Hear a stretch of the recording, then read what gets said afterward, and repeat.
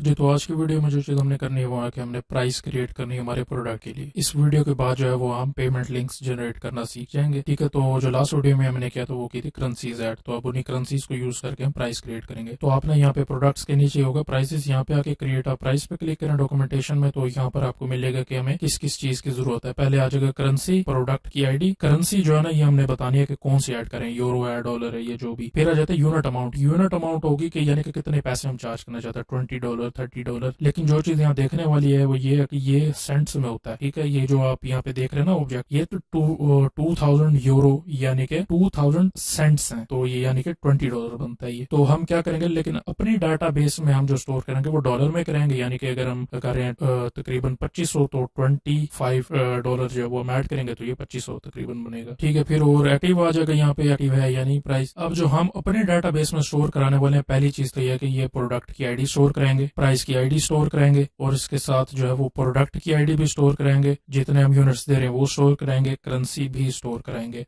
और यहाँ पे एक और आपको ऑब्जेक्ट नजर आ रहा होगा रिकरिंग का। रिकरिंग का मतलब है कि अगर आपने ऑब्जेक्ट ऐड कर दिया, इसका मतलब है कि पेमेंट हर टाइम के बाद कटेगी। तो इंटरवल में यहाँ देख सकते हैं मंथ, यानी कि अगर आज पेमेंट हुई है इस लिंक के थ्रू, ठीक है, तो महीने के बाद ये दोबारा डिडक्ट हो जाएगी उतनी जो यहाँ पे हमने लिखी हुई होगी। और यहाँ पे प्रोडक्ट देख सकते हैं, यहाँ पे प्रोडक्ट का नेम नहीं आता, प्रोडक्ट की आईडी आती है, जो कि स्ट्राइप के प्रोडक्ट की आईडी होगी वो, और हमारे डाटाबेस से जो हमने ये फैच करनी है और वहां पे शो करा के इसको डाटा को वहां पे स्टोर कराना। अब स्टार्ट करते हैं। सबसे पहले जो हमने माइग्रेशन क्रिएट करनी होती है इसकी, तो इसको मैं ओपन करूंगा यहाँ पे, PHP artisan make model price -MC। Yes, मैंने स्पेलिंग यहाँ गलत लिख दिया, इसके दरमियान में कॉलन आता है। ठीक, प्राइस की माइग्रेशन और कंट्रोलर क्रिएट हो गया। मैं यहाँ पे राउट पे आता हूँ, ये पुराने वाला है, इसको मैं यहाँ पे कॉपी पेस्ट कर देता हूँ, और जहाँ पे करेंसीज लिखा है यहाँ पे मैं प्राइस कर देता हूँ इसको। और यहाँ पे हमारा कंट्रोलर भी आ गया, तो यहाँ पे प्राइस कंट्रोलर, इसको भी हम यहाँ पे स्टोर करा देते हैं। ठीक है, अब हमारा जो है राउट भी बन गया। अब मैं क्या करता हूँ, यहाँ पे व्यू भी क्रिएट कर देता हूँ, price.blade.php। ठीक है, ये राउट भी आ गया, सॉरी व्यू भी आ गया। अब यहाँ से मैं इसको कॉपी करके यहाँ पे पेस्ट कर देता हूँ, और यहाँ पे वेलकम टू पेज की जगह यहाँ पे कर देता हूँ प्राइस डाटाबेस, जैसे बाकियों के साथ हम करते आ रहे हैं उस तरीके से।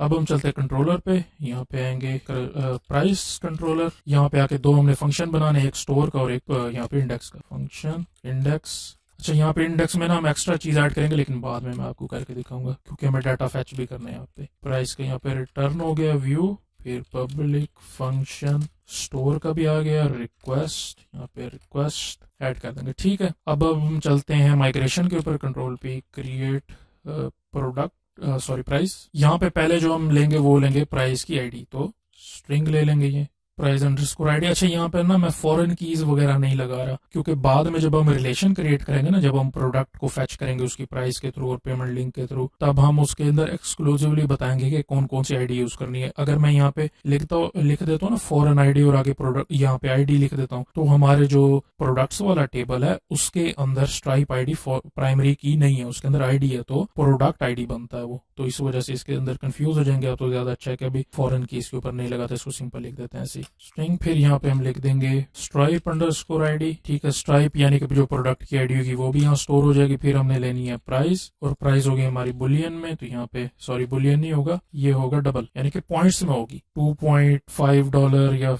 10 पॉइंट जितने भी आपने रखने हैं वो। ठीक है, फिर यहाँ पे हम एक्सक्लूसिवली आगे पास करते हैं कि पॉइंट से पहले कितने नंबर आए, 5 तक मैं कर लेता हूँ या 6 तक कर लेते हैं। ठीक है, वैसे अगर जैसे 1000 लिखना हो तो 4, अगर 10,000 है तो 5, फिर इस तरीके से बढ़ते जाते हैं। तो मैं यहाँ पे 6 कर लेता हूँ, कॉमा डाल के यहाँ पे आगे लिखेंगे पॉइंट के बाद कितने आएंगे, तो यहाँ 2 आते हैं। मैंने यहाँ पे 6 लिखा था, आप यहाँ पे 10 कर लें, ताकि जितनी प्राइस बढ़ाएं तो वो साथ सपोर्ट करे, तो आप इसको 10 पे कर लें, 10,2 या 10,4 कर लें। यूँ होता है ना कि 99 से जैसे ही बढ़ता है तो वो अगला वाला नंबर बढ़ जाएगा। जैसे $0.99 है, तो अगर वो एक बढ़ाते हैं 99 की तरफ तो पूरा $1 हो जाता है। ठीक है, तो यहाँ पे 1 हो जाएगा और यहाँ पे 0 हो जाएगा इस तरीके से। फिर आ जाते हैं यहाँ पे इज एक्टिव, तो ये होता है हमेशा बुलियन ट्रू फॉल्स में। इसको यहाँ से मैं खत्म कर देता हूँ, इसके अंदर आएगा is underscore active by default जो है ये।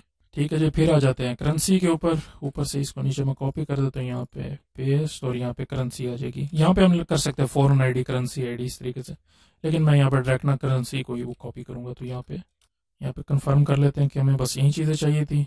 हाँ जी, करेंसी ऐड हो गया, प्रोडक्ट की आईडी और प्राइस भी आ जाएगी, एक्टिव भी होगा, और इसके अलावा प्रोडक्ट की आईडी भी आ जाएगी। ठीक है, अब ये क्रिएट हो गया। अब मैं क्या करता हूँ कि यहाँ पर ना जो हमारा मॉडल क्रिएट हुआ है प्राइस का, इसके अंदर भी यहाँ पे प्रोटेक्टेड वाली क्रिएट कर देता हूँ। यहाँ पे protected fillables, protected fillable, price underscore ID, stripe underscore ID. अच्छा, ये जो स्ट्राइप अंडरस्कोर आईडी लिख रहा हूँ ना, ये मैं प्रोडक्ट की लिख रहा हूँ, ना कि इसकी प्राइस की आईडी जो है ना वो ये स्ट्राइप वाली प्राइस आईडी है। ठीक है, इससे आपको कंफ्यूज होने की जरूरत नहीं है। यहाँ पे प्राइस आ जाएगा, प्राइस के बाद फिर आ जाएगी करेंसी, और फिर इसके बाद आ जाएगा इज एक्टिव। सिंपली हमारा जो ये कंप्लीट हो गया मॉडल। अब हमने क्या करना है कि कंट्रोलर में जाना और वहां जाके इसको वैल्यूज जो हम लिखेंगे। तो कंट्रोलर कंप्लीट करने से पहले जो है यहाँ पे आके मैं प्राइस में आऊंगा, व्यू में, और यहाँ पर आके मैं फॉर्म क्रिएट करूंगा। तो फॉर्म पोस्ट पहले से मैं यहाँ पे राउट क्रिएट कर चुका हूँ, इसका नाम था क्रिएट प्राइस डॉट क्रिएट, और यहाँ पे आके CSRF भी ऐड कर देते हैं, @CSRF। और यहाँ पे पहली जो होगी इनपुट फील्ड होगी वो होगी नंबर की, तो यहाँ पे नंबर, यहाँ पर मैं प्राइस लूंगा जो हमने वहां पे स्टोर करानी है, तो यहाँ पे लिखेंगे प्राइस,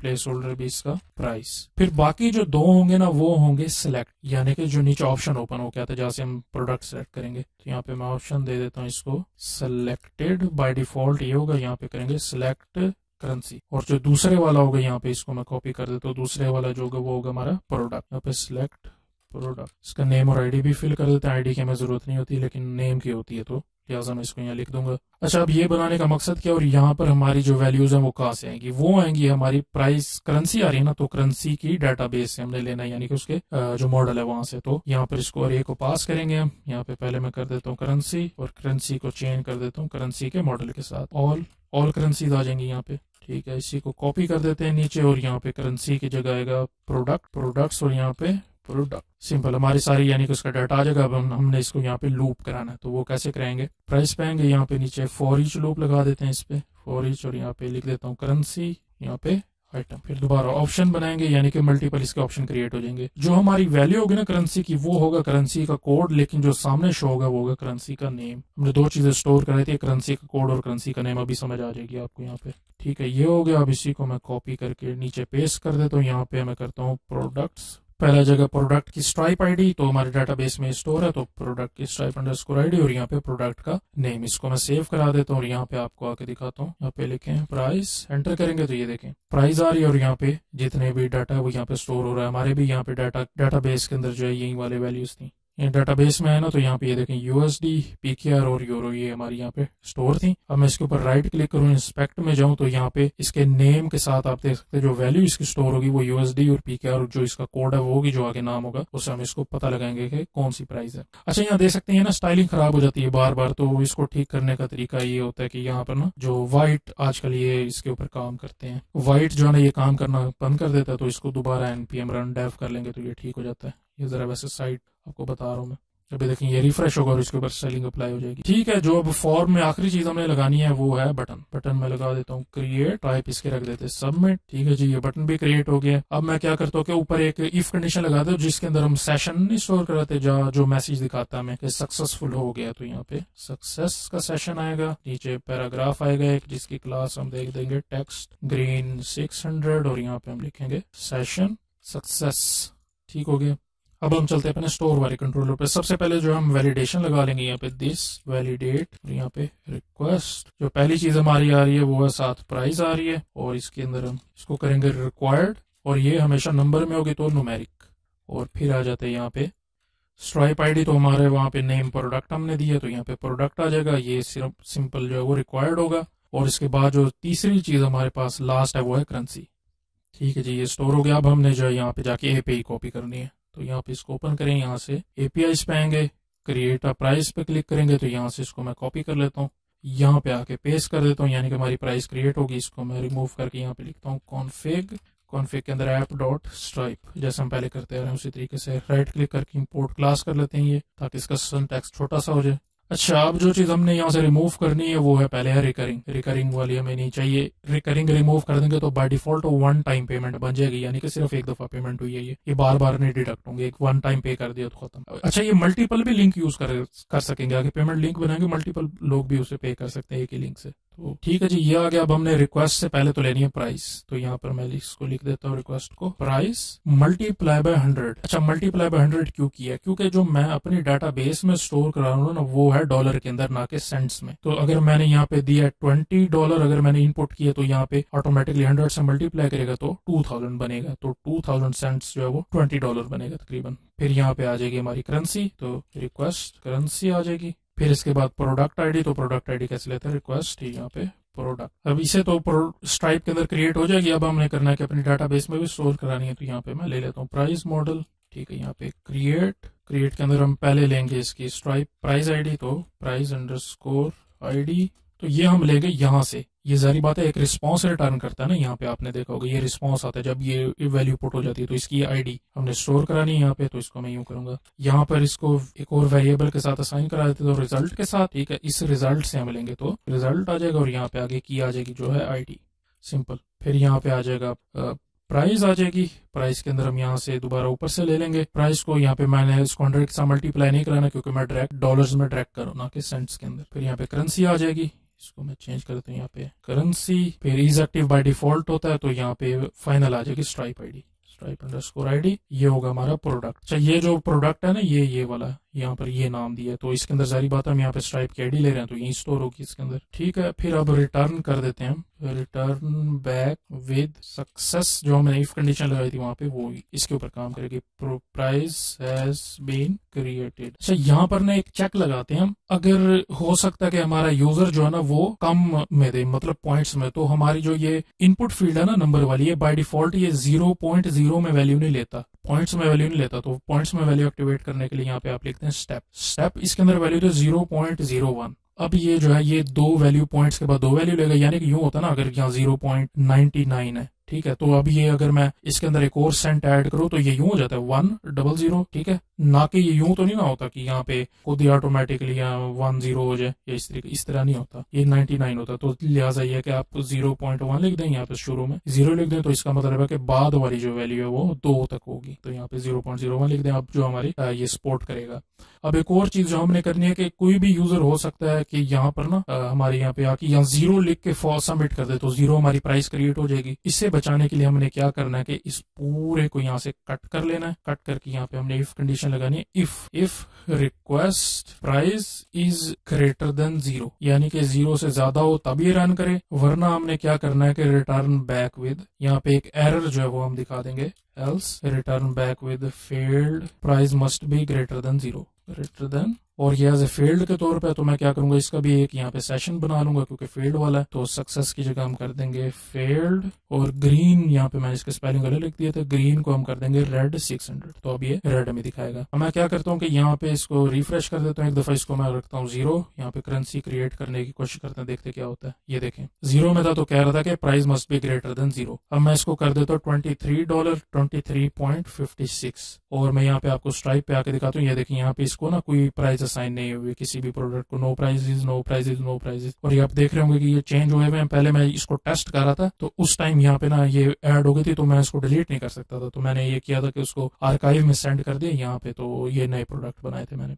ठीक है, अब मैंने यहाँ करना है कि यूएसडी में पे करना, और यहाँ पे मैं इस प्रोडक्ट के लिए पे करूंगा। अब इसको क्रिएट करते हैं। अब ये कह रहा है कि करेंसी की डिफॉल्ट वैल्यू नहीं है, तो यहाँ पे हम चलते हैं कंट्रोलर के अंदर। यहाँ पर हमने करेंसी क्रिएट के अंदर दिया हुआ है, और यहाँ पर जो है हमने यहाँ पर भी करेंसी दिया हुआ है, तो जो मसला आ रहा होगा वो हमारी मॉडल के साथ होगा। हाँ, ये देखें इसको ना CURRENCY दिया हुआ है। ठीक है, इसको मैं चेंज कर देता हूँ वापस। तो अब ये हो चुका है इनपुट। यहाँ पे ना मैं इसको रिफ्रेश करता हूँ, क्यों? क्योंकि ना हमारी यहाँ पे स्टेटमेंट ऊपर है, ये वाली। यहाँ पे पहले जो हमारा यहाँ पे स्ट्राइप क्रिएट हो रहा है, फिर बाद में हमारे डाटाबेस में जा रहा है, तो मसला हमारे डाटाबेस में स्ट्राइप वाला कंप्लीट हो चुका होगा सक्सेसफुल। तो ये देखें MSA $23.56 जो भी हमने ऐड किया, तो ये इसको असाइन हो गया। मैं क्या करता हूँ कि एक यहाँ पे बैक जाता हूँ, इसको मैं एक दफा रिफ्रेश कर देता हूँ, दोबारा एक और प्राइस क्रिएट करते हैं 65.35। करेंसी मैं यूरो ले लेता हूँ, और यहाँ पे एक और मुख्तलिफ प्रोडक्ट सेलेक्ट कर लेता हूँ, RTX 4070 क्रिएट कर देते हैं इसको। ये देखा अभी ये सही क्रिएट हुई है, प्राइस हैज बीन क्रिएटेड। अपने डाटाबेस में जाके यहाँ पे चेक करते हैं, यहाँ पे प्राइजेस में आएंगे तो ये देखें प्राइस जो है इसकी ऐड हो चुकी है। पिछली वाली ऐड नहीं हुई क्योंकि जारी बात है वो एरर आ गया था, इस वजह से अभी एक ही प्राइस है यहाँ।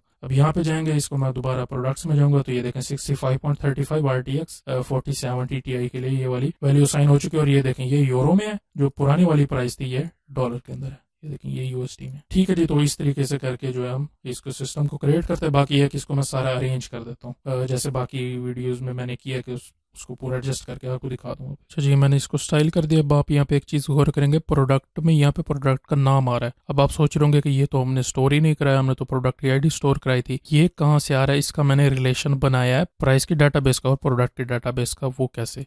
यहाँ पर अगर आए ना आप प्रोडक्ट के मॉडल के अंदर, यहाँ पे आप कर सकते हैं प्रोडक्ट फंक्शन का नाम है, तो मैं यहाँ रिटर्न करा रहा हूँ बिलोंग्स टू, यानी कि प्रोडक्ट के जो प्राइस हमारी वो प्रोडक्ट से बिलोंग करती है। और मैंने आपको ये बताया था कि आप जितने मर्जी चाहे प्राइजेज एक प्रोडक्ट के लिए क्रिएट कर सकते हैं। ठीक है, फिर उसके ऊपर जो हम पेमेंट लिंक जनरेट करते हैं, तो बिलोंग्स टू प्रोडक्ट, तो यहाँ पे प्रोडक्ट तो जितनी भी हमारी प्राइजेज होंगी वो प्रोडक्ट के साथ बिलोंग करेंगी, वो क्लास आ गई यहाँ पे। और यहाँ पे फिर पहले नंबर पे आएगी स्ट्राइप आईडी, जो आपके प्राइस के डाटाबेस में होगी, वो यहाँ पे आ जाएगी। यहाँ पे कुछ भी आप लिख सकते थे। यहाँ पर अगर मैं डाटाबेस में हूँ ना, तो ये देखिए स्ट्रिंग के अंदर मैं लिखा था stripe_id, में यहाँ लिख सकता था स्ट्राइप प्रोडक्ट आईडी, या फिर प्रोडक्ट आईडी भी लिख सकता था डायरेक्ट। यहाँ पे स्ट्राइप आईडी लिखा था, तो फिर मुझे यहाँ पे डिफाइन करना पड़ा कि जो मेरे प्राइस के अंदर है वो ये वाली है, और जो मेरे प्रोडक्ट्स की कैटेगरी में है, जो मेरे प्रोडक्ट्स की आईडी है प्रोडक्ट्स के डाटाबेस में, वो भी stripe_id है, तो यहाँ पे दूसरे नंबर पे वो वाली आईडी। तो फिर हमने क्या किया कि ये रिलेशन क्रिएट कर लिया, यानी कि बिलोंग्स टू का प्राइस प्रोडक्ट से बिलोंग करती है। तो ये कर लेने के बाद फिर यहाँ पे मैंने कंट्रोलर में क्या किया कि विद के साथ कर दिया। विद आप ना भी दें तब भी ये काम करेगा। इसको अपना सिंपल इस तरीके से भी कर सकते हैं, लेकिन ज्यादा अच्छा है क्योंकि ना इससे आपका सिस्टम फास्ट हो जाता है विद के साथ। तो यहाँ पे फंक्शन का नेम आ जाएगा जो हमने यहाँ रखा है। फिर इसको मैंने क्या किया कि यहाँ पे कॉल कर लिया इस तरीके से आइटम। पहले अगर हमने डायरेक्ट नेम सेलेक्ट करना होता था, जैसे अब मैंने स्ट्राइप की आईडी ली है यहाँ पे, तो ये डायरेक्ट स्ट्राइप की आईडी आ गया। अब रिलेशन के थ्रू कर रहे हैं, तो फिर पहले ये क्या करेगा,